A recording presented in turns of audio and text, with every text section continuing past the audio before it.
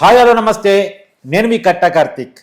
ఆంధ్రప్రదేశ్లో ఎమ్మెల్యే కోట ఎమ్మెల్సీ అభ్యర్థులు ఖరారైనప్పటికీ కూడా దాని చుట్టూ రాజుకున్న రాజకీయం మాత్రం ఆగటం లేదు. పిఠాపురం వర్మకి టీడీపీ పార్టీ ఎమ్మెల్సీ టికెట్ ఇవ్వకపోవటం మీద సహజంగా వర్మ అసంతృప్తికి లోని కావటం, టీడీపీ క్యాడర్ ఇబ్బందికి లోని కావటం అంటే ఆశ్చర్యం లేదు. కానీ వీళ్ళకంటే ఎక్కువగా వైసీపీ మదన పడుతూ ఉంది. వర్మకి అన్యాయం చేశారని చెప్పేసి వైసీపీ సోషల్ మీడియాలో పెద్ద ఎత్తున ప్రచారం చేస్తూ ఉన్నారు. దీని మీద మరింత విశ్లేషణ తీసుకునే ప్రయత్నం చేద్దాం. నా మనతో ఉన్నారు ప్రముఖ రాజకీయ విశ్లేషకులు అడిసిమల్లి శ్రీనివాసరావు గారు. సార్ నమస్కారం. సార్ నమస్కారం అండి. సార్, వర్మకి ఎమ్మెల్సీ టికెట్ ఇవ్వబడలేదు. సహజంగా ఇది వర్మకి అసంతృప్తి గురికావడానికి కారణం కావాలి, లేదా టీడీపీ క్యాడర్న ఇబ్బందిగా ఫీల్ కావాలి. కానీ వీళ్ళందరికంటే ఎక్కువ వైసీపీ చాలా ఇబ్బంది పడుతూ ఉంది. వర్మకి అన్యాయం జరిగిందని చెప్పేసి వాళ్ళు ప్రచారం చేస్తూ ఉన్నారు. ఏంటి ఈ రాజకీయం, దీని వెనకాల ఉన్న మతలబ్ ఏంటి? సహజంగానే వాళ్ళకి న్యాయం చేయడానికి కానీ అన్యాయం చేయడానికి కానీ వాళ్ళకి ఏం ఛాన్స్ ఇప్పుడు లేదు కాబట్టి ఇంకా ఇవి ఎదటి పార్టీలో జరిగిన దాని మీద పరిణామాలను గమనించి మాట్లాడుతూ ఉంటారు.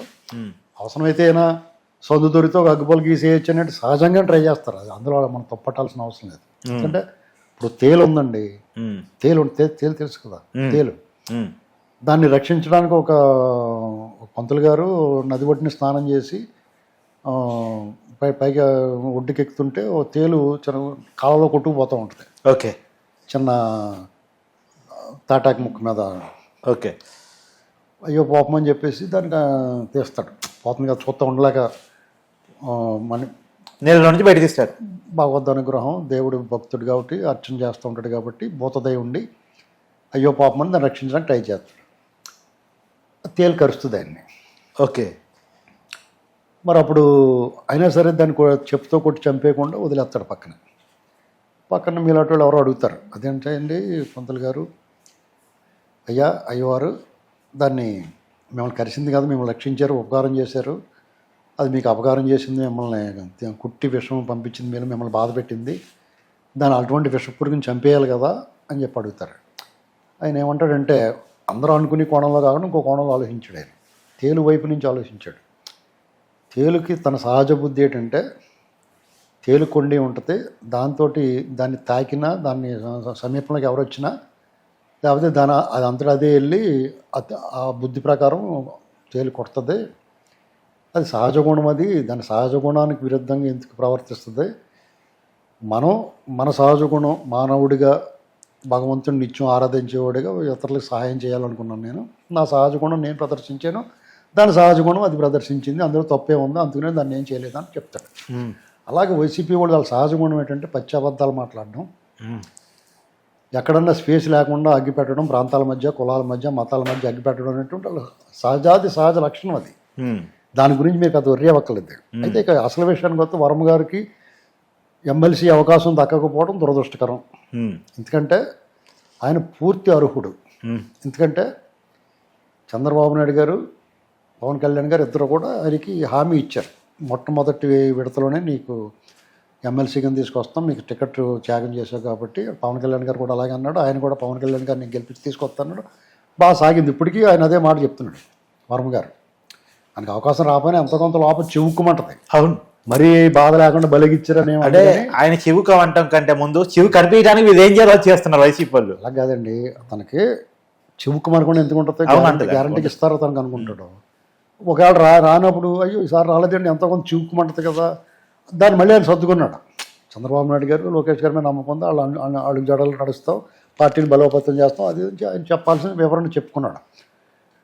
ఇక్కడ ఆయనకి బాధ ఉన్నా లేకపోయినా ఈ రెండు పార్టీలకి, చంద్రబాబు నాయుడు గారు టీడీపీకి, జనసేన పవన్ కళ్యాణ్ గారికి ఆ క్రెడిబిలిటీ విషయంలో కొంచెం దెబ్బ బ్రేక్ పడుతుంది.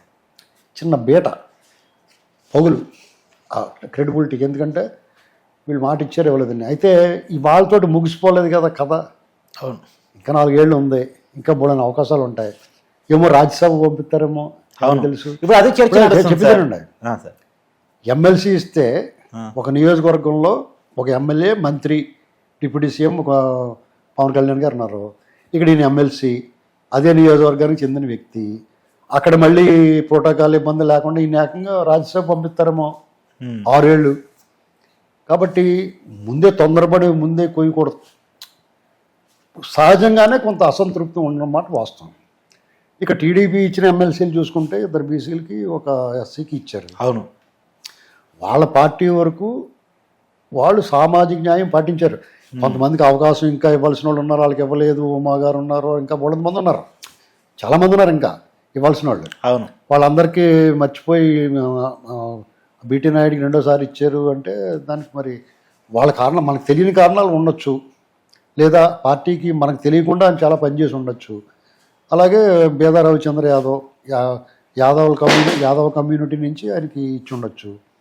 ఏంటండి ఆయన మరి పార్టీలో చాలా నుంచి ఉన్నాడు, తెలుగు యువత పనిచేసాడు. ఆయన లోకేష్ గారు పాదయాత్ర పొడుగు బాగానే పనిచేసాడు, అన్నీ చేశారు.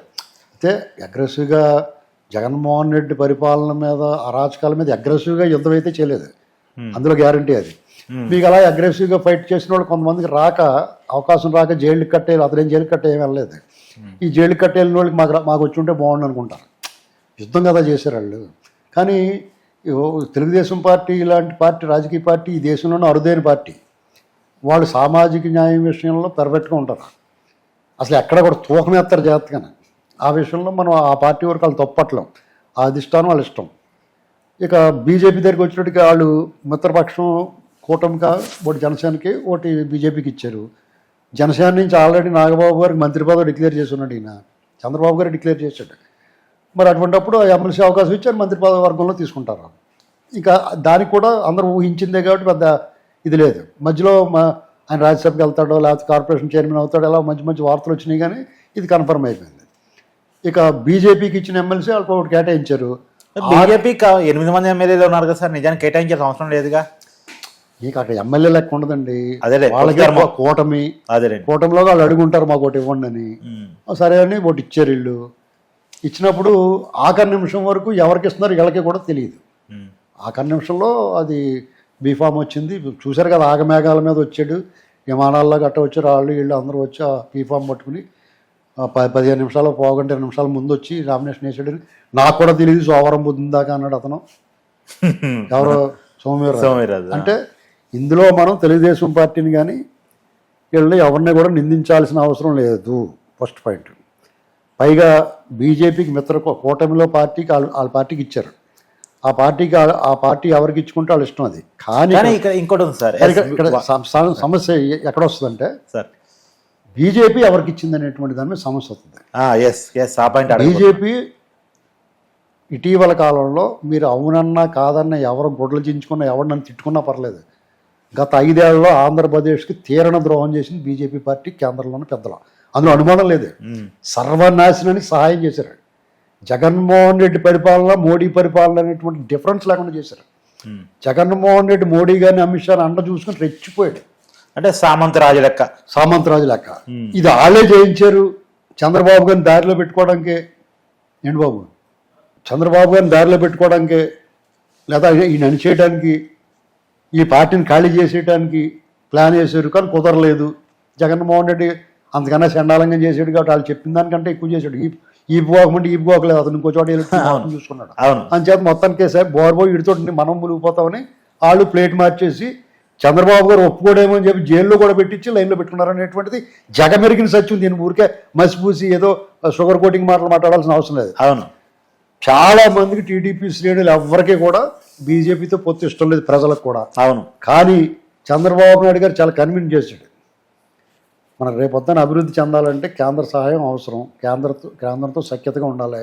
ఈ జగన్మోహన్ రెడ్డి లాంటి అరాచక శక్తిని ఎదుర్కోవాలంటే మంచో చెడో వాళ్ళు మన వైపున ఉండాలి అన్నారు. దానికి తగ్గట్టుగానే ఎలక్షన్లు కూడా సక్రమంగా జరిగినాయి. వాళ్ళు లేదంటే జరగనివ్వరండి వాళ్ళు. అవును, ఈ దేశంలో ప్రజాస్వామ్యం లేదు, అర్థమైందా? దాని వరకు ఆంధ్రప్రదేశ్ ప్రజలు కృతజ్ఞతగా ఉండాలి. నువ్వు బలవంతంగానే సరే మాకు సాయం చేసేవరా బాబు, ఇష్టం ఉన్నా లేకపోయినా అని ఉండాలి. వాళ్ళు కూడా నిధుల విడుదలలో ఎక్కడా కూడా జాప్యం లేకుండా సహకరిస్తున్నారు. ఎందుకంటే ఎన్డీఏ గవర్నమెంట్ డిపెండ్ అయిపోయిన ఆంధ్రప్రదేశ్ ఎంపీస్ కదా సార్, మీకు అన్కండిషనల్ సపోర్ట్ వీళ్ళు. అవును, అసలు మీరు అది ఇచ్చేస్తామని ఏం లేదు.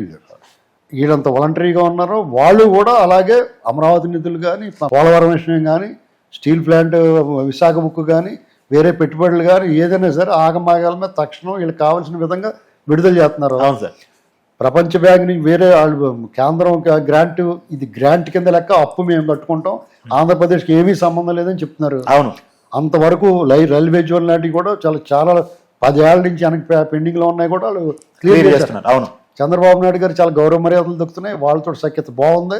ఇవన్నీ బాగున్న సమయంలో ఆంధ్రప్రదేశ్ ప్రజల్లో గత 5 ఏళ్ల నుంచి బీజేపీ మీద ఉన్న విముఖత, వ్యతిరేకత, ఆక్రోశం, ఆగ్రహం ఇవన్నీ మెల్లమెల్లగా తగ్గుతున్నాయి. అవును. అలాంటి టైంలో మీకు మా మీద కోపం తగ్గటం ఏంటరా, మేము మిమ్మల్ని పీడించి తింటాం, మీకు పెంట చేసుకుంటాం, మేము ఉన్నాం కదా అని వాళ్ళు ఇతను తెచ్చిపెట్టారు. అది అర్థమైంది మీకు. సోమవీర్రాజు అనేటువంటి కూడా ఆంధ్రప్రదేశ్ ప్రజలకు ఎవరికి నచ్చడు. ఒక్క సైకో బ్యాచ్, జగన్ బ్యాచ్ తప్ప. నేనేమనుకుంటున్నానంటే అతను వైసీపీ పేరుకి బీజేపీ కానీ జగన్ మనిషి కానీ, జగన్కి వైసీపీ కూడా ఒక ఎమ్మెల్సీ వచ్చిందని నేను అనుకుంటున్నాను. అందరూ అదే అనుకున్నారు సార్. దాని ఇది ఓపెన్ గా మాట్లాడుకోవాలి. అవును. ఇప్పుడు మళ్ళీ డిప్లొమాటిక్ గా కూటమి ప్రభుత్వం కాబట్టి అందరూ సహకరించాలి, ఇలాంటి డిప్లొమాటిక్ గా చెప్పమంటే చెప్తాను. ఏంటండి సార్, ఇది ఒరిజినల్. ఏంటంటే వాళ్ళు అనుమానాలు ఉంటున్నాయి. మీకు పుండి మీద లేకపోతే ఏదో కెలికినట్టుగా మనోహర్ గారు ఒక వ్యాఖ్య చేసాడు, మాది చంద్రబాబు గారు ముఖ్యమంత్రిగా ఉన్నారంటే పవన్ కళ్యాణ్ గారే కారణం. ఇలాంటి మాటలు అసలు వాళ్ళిద్దరి మధ్య ఎప్పుడు తేడా లేదు. జనసేన టీడీపీ మధ్య, చంద్రబాబు గారు పవన్ కళ్యాణ్ గారి మధ్య బ్రహ్మాండంగా ఉంది బాండింగ్. ఆ మాట అనవసరం ఆయన మాట్లాడేది. పొద్దుధర్మంలో అనవసరం అది. అది వాళ్ళు ఏం చెప్తున్నారు, ఎవరన్నా మాట్లాడితే వాళ్ళకి అసలు మేము క్షమించం, టాలరేట్ చేయమని చెప్తున్నారు. మరి అలాంటి మాటలు మాట్లాడచ్చా? టీడీపీ వాళ్ళు నోరు మూసుకున్నారు, ఎవడో మాట్లాడటం. అవును. ఇదే టైంకి మళ్ళీ సోమవీర్రాజుని పంపడం అది ఒక నెగిటివ్ సైన్ పంపిస్తుంది. అంటే అప్సెకునులాగా బొబ్బుల బొబ్బు తాండ్రబాబురాడు ఇద్దరికి వెళ్ళేటప్పుడు తీతు వరుతుంది. తీతు పక్షి, అపశకున పక్షి అంటాడు. అలాగే ఇతను తయారయ్యాడు. మరి ఇతని ప్రవర్తన ఎలా ఉంటుందో చూడాలి. గతంలో ఇతని ప్రవర్తన బాగోలేదు. ఎమ్మెల్సీగా టీడీపీ కూటమి నుంచి అప్పుడు కూడా ఎన్డీఏ నుంచి అవకాశం ఇచ్చిన చంద్రబాబు నాయుడు గారికి ఎక్కడా కూడా మా గౌరవ మర్యాద ఇవ్వకుండా నోటుకొచ్చినట్టు మాట్లాడాడు. అతను ఎమ్మెల్సీగా ఉండగాను చంద్రబాబు గారి మీద గోలెట్టాడు. అయిపోయిన తర్వాత ప్రభుత్వం పోయిన తర్వాత జగన్ వైసీపీ వాళ్ళ కంటే ఎక్కువ విమర్శించాడు. మిగతా బీజేపీ వాళ్ళు కొంతమంది మాట్లాడకపోయినా అమరావతి విషయంలో కానీ, పోలవరం విషయంలో, అవినీతి విషయంలో కానీ 4 ఆకులు ఎక్కువ చదివాడు. విజయసాయి రెడ్డితో కలిపి ఆ ఇత్తడి తపేళ మొఖం స్వామి ఉన్నాడు కదా వైజాగ్లో, ఆడ దగ్గర రోజులు కూర్చునేవారు సోమవీర్రాజు సార్. మరి అటువంటి పరిస్థితుల్లో సోమవీర్రాజు మీద టీడీపీ వాళ్ళకి ఎవరికి కూడా 1% కూడా సాఫ్ట్ కార్నర్ ఉండదు. అవును. ఇంకోటి సామాజిక న్యాయం విషయంలో సోమవీర్రాజు మొన్న ఒక 2 ఎమ్మెల్సీలు జరిగినాయి. అవును. టీడీపీకి సంబంధించి పట్టభద్రులతో 2, అవును, ఈ ఒక 5, 7 ఆటలో ఏ క్యాస్ట్కి ఎవరెవరు ఎన్ని ఇచ్చారో ఒకసారి చూసుకుంటే సరిపోద్ది. సామాజిక న్యాయం ఎవరు బాగా చేస్తున్నారో ఏటో. ఇది వాళ్ళకి మైనస్ అవుద్ది బీజేపీ లాంటి పార్టీలకి. ఎందుకంటే వాళ్ళు ఇక్కడ విస్తరించాలనుకుంటున్నారు. విస్తరించకపోయినా ఈ పార్టీలతో కలిసి ఉండాల్సి వచ్చినా రేపొద్దున భవిష్యత్తులో ఇప్పుడు సోమవీర్రాజు గారి ప్రవర్తన బాగుందనుకో, పద్ధతిగా ప్రజాస్వామ్యయుతంగా గత ఇప్పుడు చంద్రబాబు గారు మోడీ గారు వాళ్ళని విమర్శించుకున్నారు, అయినా సరే కలిసి తిరుగుతున్నారు. అలాగే సోమవీర్రాజు గారు మీరు చెప్తున్నాను కొనసాగింపు ఒక మాట చెప్పండి. సోమవీర్రాజు, విష్ణువర్ధన్ రెడ్డి పోయినసారి కూటమి పూర్తి కట్టిన తర్వాత యాక్టివ్గా లేరు. వాళ్ళు ఎక్కడ రాజకీయాల్లో యాక్టివ్గా వచ్చి మాట్లాడింది కూడా లేదు కూటమి సపోర్ట్గా. మరి అలాంటి వ్యక్తుల్ని మళ్ళీ ఎంకరేజ్ చేయడం అంటే మళ్ళీ పాత పోకడకు వెళ్తున్నారా అని బీజేపీ. అది బీజేపీ సమస్య అండి. మీకు వాళ్ళు ఇక్కడ ఉండాలా వద్దా అనుకునేది వాళ్ళ సమస్య. ఇప్పుడు వాళ్ళు చాలా జాగ్రత్తగా పెంచాలి మొక్కను. ఇక్కడ ఎన్నాళ్ళు మోస్తారో రేపు పొద్దున్న వచ్చి ఎలక్షన్కి ఎవరు మోస్తారో ఎవరికి తెలియదు. అదేనండి, అర్థమైందా? జగన్ అంత అరాచకం వీళ్ళు చేరిగాడు. చంద్రబాబు గారు చచ్చినా జగన్మోహన్ రెడ్డి పోటీ ఎవడు చంద్రబాబు గారికి ఓటేస్తాడు ఎవడన్నా. ప్రశాంతంగా రిలాక్స్డ్గా ఉన్నాం కదా మనం. ఆయన ఎంతోమంది అభివృద్ధి చేస్తున్నాడు, 1 తరగతి జీతాలు ఇచ్చేస్తున్నాడు, పెన్షన్లు ఇస్తున్నాడు, సంక్షేమం 100 చేస్తారని 80 అన్నా చేస్తాడు. అటువంటి అప్పుడు నొప్పి ఏంటి ఎవరికన్నా? వీళ్ళు ఎంత కుట్రలు చేసినా ఏం తప్పదు. అర్థమైందండి? కాబట్టి వాళ్ళే వీళ్ళని జాగ్రత్తగా దూకుని ఇంకొంచెం పెంచుకోవాలి వాళ్ళ స్థాయి. మంచి పేరు వచ్చింది వాళ్ళకి, బీజేపీకి మంచి పేరు వస్తుంది. అవును, ఎందుకంటే బాగా చేస్తున్నారు అమరావతికి నిధులు. నేను కూడా సాటిస్ఫైయింగ్గా వాళ్ళు మనం భయపడడం కానీ బ్రహ్మాండంగా చేస్తున్నారు అనుకున్నాం.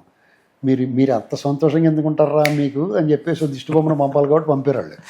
ఏంటండి ఇప్పుడు నెక్స్ట్ జీవీఎల్కి ఒక రాజ్యసభ ఇలాంటివన్నీ మనం ఎక్కువ ఆశ్చర్యపోక్కలేదు వచ్చినా కానీ. అర్థమైందా మీకు? అది పరిస్థితి. కాబట్టి ఎక్కువ టెన్షన్ పడకండి. ఎందుకంటే చంద్రబాబు నాయుడు గారికి, లోకేష్కి, లేకపోతే కూటమిలో ఉన్న నాయకులకి తెలియదా సోమవీర్రాజు అలాంటి మీకు నాకు తెలిసిపోయినప్పుడు వాళ్ళకి తెలియదా? ఎలా దారిలో పెట్టుకోవాలో అలా పెట్టుకుంటారు. గత అనుభవాల దృష్ట్యా ఎవరిని ఎక్కడ ఉంచాలో, ఎవరిని ఎక్కడ పెట్టాలో, ఎవరికి ఏం చేయాలనేటువంటి తనకు తెలుసు. అంచేత ఎవరో ఎక్కువ వర్రి పెట్టుకుని అనవసరంగా సోమవీర్రాజు గారిని కూడా తిట్టాల్సిన అవసరం లేదు. ఏదో లెక్క వచ్చింది, భలే వచ్చింది, ఆయన అభినందించండి, సంతోషపడతాడో. ఎన్నాళ్ళు బీజేపీని నమ్ముకుని ఉన్నాడో, అక్కడ మనం మెచ్చుకోవాల్సింది ఏంటంటే బీజేపీ పార్టీని, వాళ్ళని నమ్ముకున్న ఉన్న కార్యకర్తకి ఎవరు ఏమనుకున్నా వాళ్ళ పార్టీ ఇమేజ్ పోతున్నా సరే వాళ్ళకి అవకాశం ఇస్తున్నారు. అక్కడ మనం పాజిటివ్గా బీజేపీకి మార్కులు వేయాలి. దాన్ని మిగతా పార్టీలు ఆదర్శవంతంగా తీసుకోవాలి. Yeah, thank you sir.